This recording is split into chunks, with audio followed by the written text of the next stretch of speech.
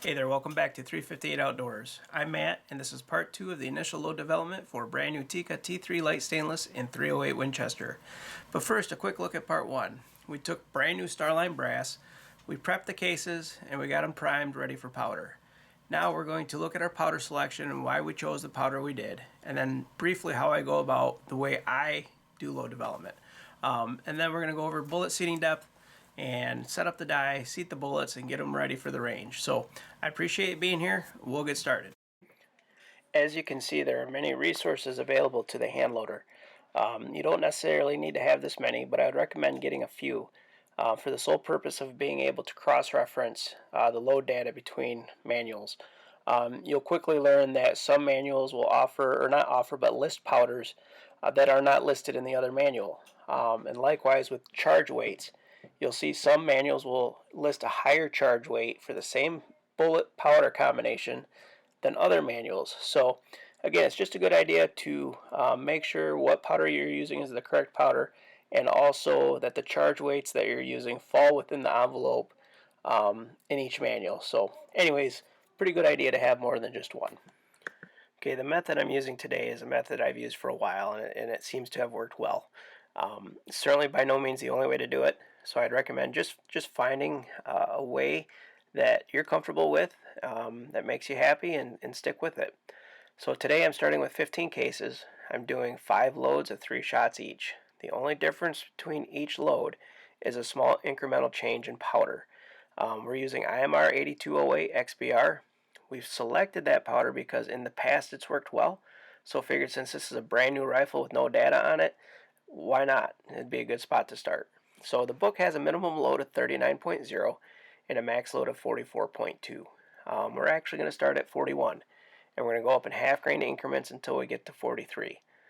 That's a full 1 2/10 below max, so I don't anticipate any issues with pressure. And I'm really hoping that one of these 5 loads will turn in, an inch to inch and a quarter group.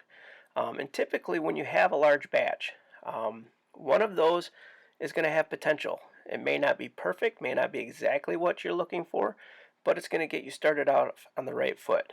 You may need to go from a standard large rifle primer to a large rifle magnum, or change your seating depth a little bit, but at least you've got a starting point. And really that's what we're after today.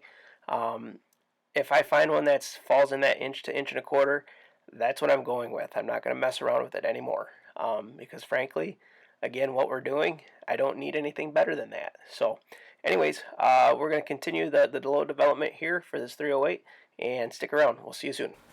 Okay, when it comes to measuring powder, this is the stage of the loading process that I get a little more particular with. I pay more attention to it. Not that I don't pay attention to the other steps. It's just I have more control over this step. Whereas, brass, although we prep the cases, there's still going to be minor variations from case to case.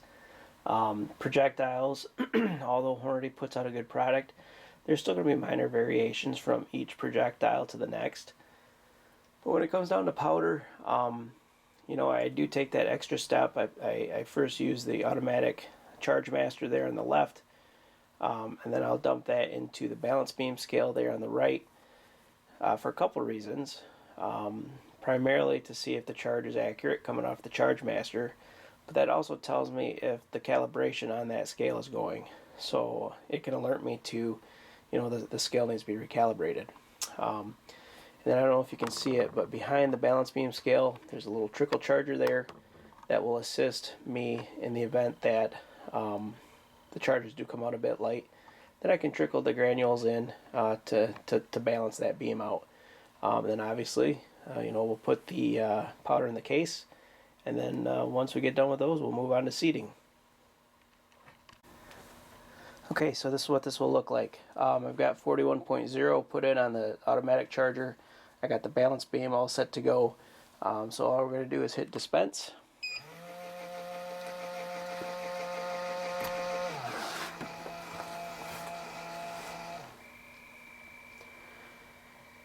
And then it too has a trickle charge function, but because it's extruded powder, sometimes a bunch will fall out at once, which will make it a bit heavy. That's okay, we'll deal with that.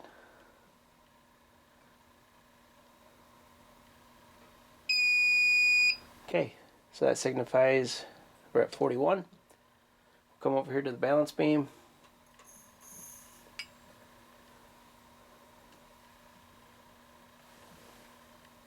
That's right on the money. And what will happen, you put that back on there, it recognizes the pan is back. It'll automatically dispense the next one.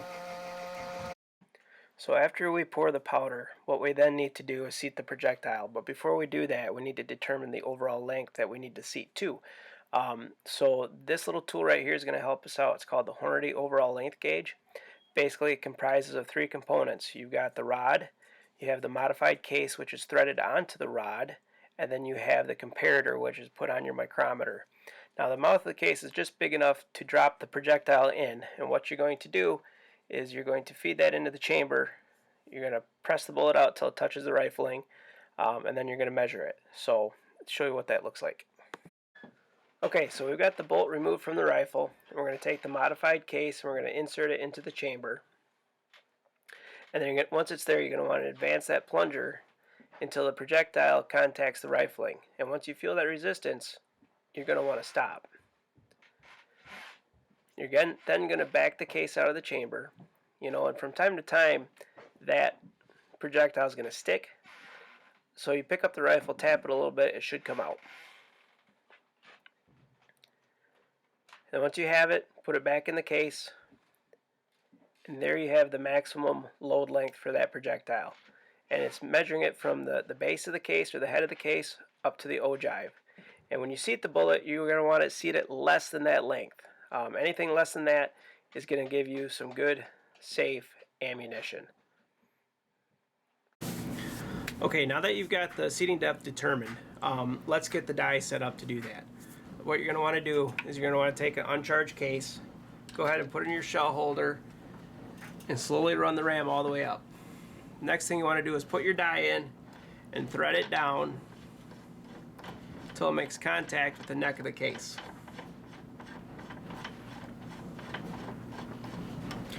Once you're there, tighten down this washer, bring the ram up, take your charge case, again make sure there's powder in it. The nice thing about the Hornady SST, it's a boat tail, so it makes it really easy to start in the case. And the nice thing is you don't have to hold on to it as you raise the ram, so I'm just going to kind of let go. Slowly raise the ram into the die, make it feel contact, and then add that pressure until it bottoms out. Once it bottoms out, slowly bring it up, and then you have your loaded round. I've cheated a little bit. I've already got the seating depth set, but in your case, you would have backed this off a little bit, and every time you put it up there, it's going to seat it just a little bit deeper into the case until you've got to the length that you wanted to seat that bullet to. So I'm going to go ahead and finish up the rest of these, get ready for the range, and part 3 is going to happen real soon. We're going to take these 5 loads out to the range and see how they do. So appreciate you being here, and we'll see you next time on 358 Outdoors. God bless.